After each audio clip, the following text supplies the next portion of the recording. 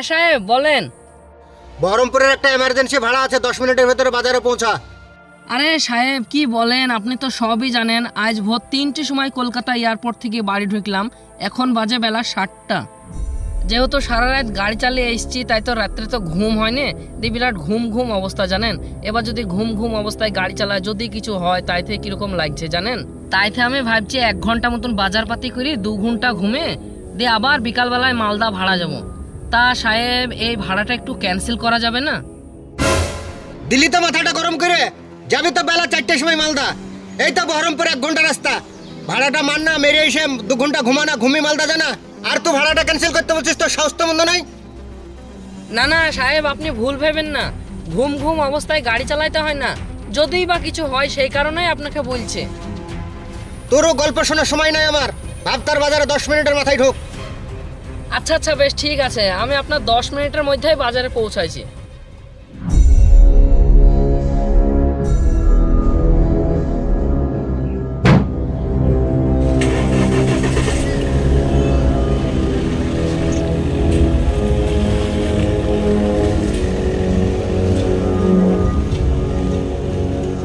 এক্ষুনি আসছে ও, কি করতে পারে আমি দেখেলিস।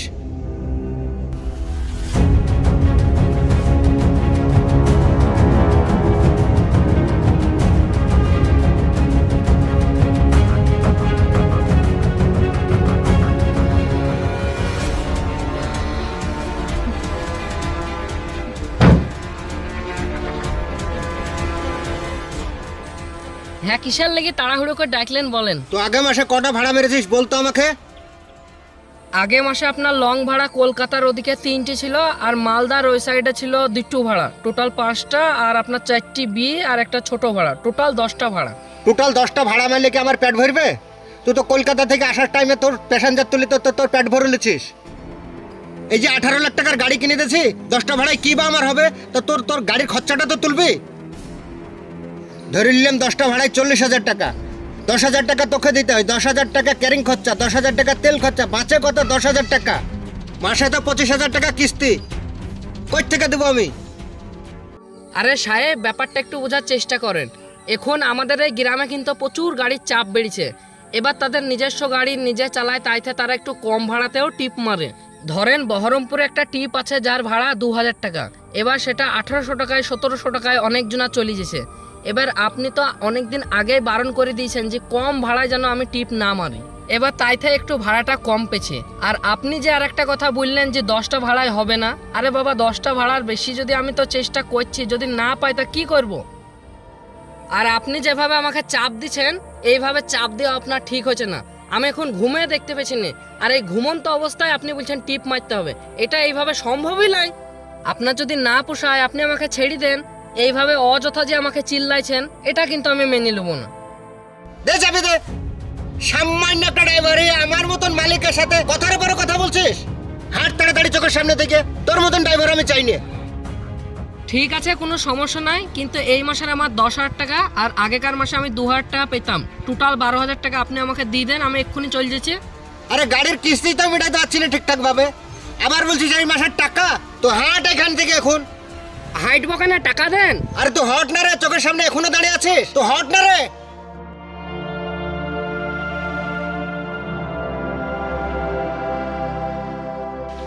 আরে বিদায় হয়ে বাঁচলাম রে আমি, তুই একটা ড্রাইভার দেখ না সপ্তাহখানিকের ভিতর। ঠিক আছে আমি দেখছি। তাই এই হচ্ছে ঘটনা ভাই, আমি এখন কি করব কিছু বুঝতেই পারছি না। আমার অনেক টাকা মেরে দিল জানো ভাই। তোর কথা শুনে আমি যা এখন বুঝতে পারলাম, তাতে গাড়ি মালিককে অবশ্যই জব্দ করা দরকার আছে। কিন্তু ভাই আমি গাড়ি মালিককে কি করে জব্দ করব বলো তো? গাড়ি মালিককে জব্দ করতে গেলে তোকে আমার কাছ থেকে একটা যুক্তি নিতে হবে, তাহলে গাড়ি মালিক অবশ্যই জব্দ হবে। তাহলে কি যুক্তি বলো ভাই?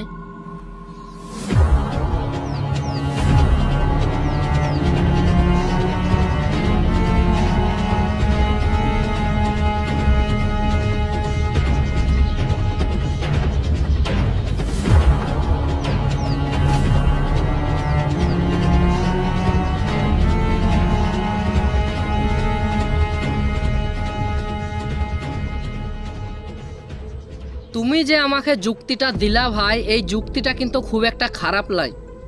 তাহলে এই যুক্তি মেনে আমি কাজ করছি। হ্যাঁ, আচ্ছা বেশ।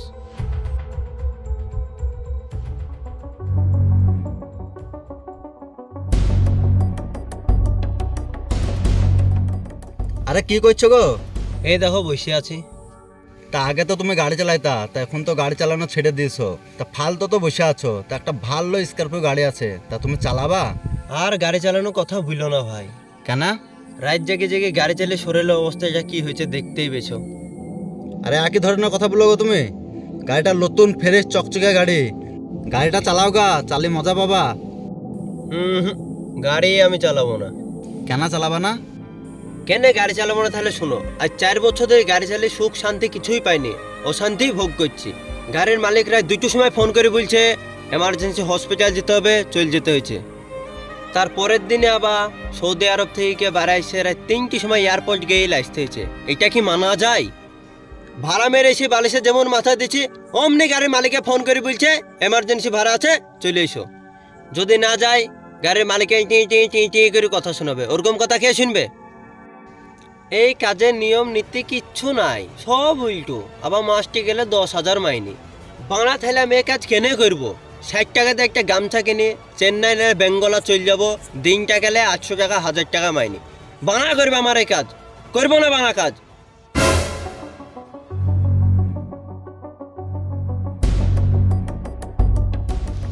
তাই এই হয়েছে ঘটনা। তাই তোরা ভাইপো, আমিও তো 10-12টা ড্রাইভার দেখলাম, সবাই তো নানান রকম বাহানা দেখাইছে। আরে ভাড়া যা হয়েছিল, আমি তো প্রতি সপ্তাহে কলকাতা যাই, আমি তো মুশকিলে পড়ে গেলাম। তা যাই হোক, কি করা যায় আমি দেখছি।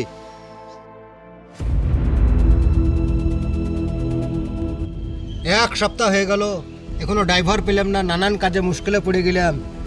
ড্রাইভার কোথায় পাই?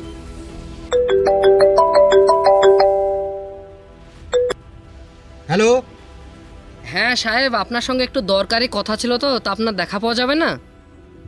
আরে তো কোথায় আছিস? শফিকুলের চায়ের দোকানে চলে আয়। আচ্ছা আচ্ছা ঠিক আছে, আমি 5 মিনিটের মধ্যে আসছি। সাহেব, আরে তো এসছিস, চ বাইরে যে কথা হবে।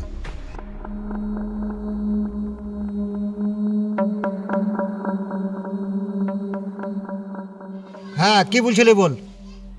বলছিলাম বলতে, আপনি তো আমাকে কাজ থেকে বের করে দিলেন, আমি তো বিরাট টেনশনে আছি, আমি এখন কি করে খাবো? আরে তোকে কে কাজ থেকে বের করেছে? তুই তো রাগ করে পালিয়ে গেলি। তা আপনি যে বিরাট বকাবকি করছেন, তাই থেকে তো আমি কাজ থেকে বেরিয়ে গেলাম। আমি তো দুটো কথা বললাম, তোর আগের মাথায় চলে গেলি। তুই যদি এইভাবে রাগ করে চলে যাস, তা আমি বা কি করবো বল? তাহলে তো কালই গাড়িতে জয়েন কর। তা ঠিক আছে, আমি কাল থেকে গাড়িতে জয়েন করব, কিন্তু সাহেব আমার একটা শর্ত আছে ছোট্ট। তা বল, তোর কি শর্ত আছে? শর্ত বলতে, আমি এখন একটা বিশাল বিপদের মধ্যে আছি জানেন। ওখানে মোটামুটি আমার 17-18 টাকা লাগবে। তা আপনার কাছে তো আমি 12,000 টাকা পাই, আপনি আর 5,000 টাকা আমাকে অ্যাডভান্স দিয়ে এই মহা বিপদ থেকে যদি একটু উদ্ধার করতেন, তাহলে খুব ভালো হতো। তাই এই টাকাটা পাওয়া যাবে না?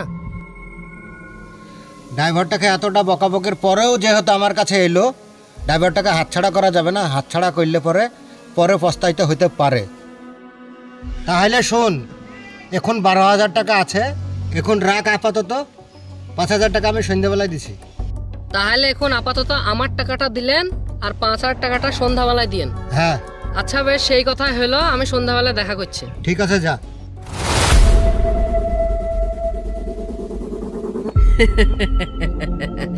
এবার আমার টাকা আমার হাতে পেয়ে গেছি। গাড়ি মালিক যদি কোনো চুদুর বুদুর করে, গাড়ি মালিককে চাপায় চিরি ফেলাবো।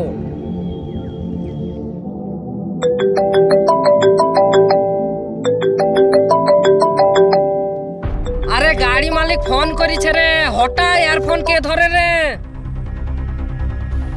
আরে ফোন কেন কেটে দেখি, আর একবার ফোন করিয়ে। আরে আবার ফোন করছে রে, ইয়ারফোন কে ধরে রে? ফোন যখন বারবার কেটে দিছে, হয়তো বাচ্চা ছেলে কার্টুন মাটুন দেখছে। যেহেতু কলকাতা যেতে হবে বিকালে, তো আবার বাড়িতে যেয়েই দেখা করে আসি।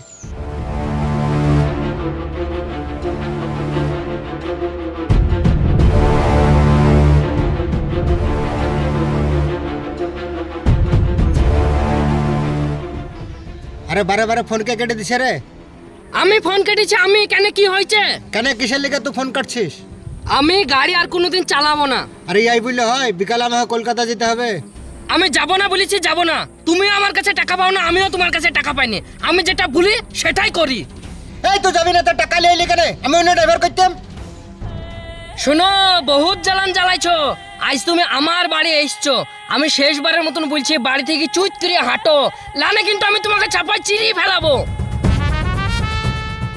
আরে তো এরকম 2 নম্বর কেন কথা রে? আরে আবার কথা বলে রে, আবার কথা বলে রে। দুবো এক বাড়িতে পুরো ট্যাঙ্গেল লইলে ফলে হাড় ফাড় সব উল্টি দেবো। দুবো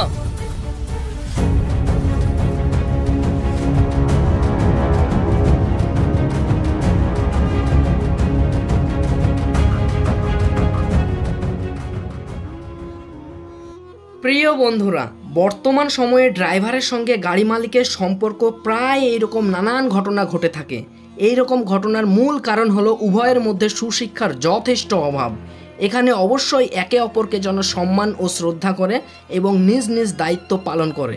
আর এখানে যদি কারোর কোনো ভুল ত্রুটি হয় তাহলে তাকে যেন অবশ্যই সম্মানের সহকারে সচেতন করা হয়। Thanks for watching.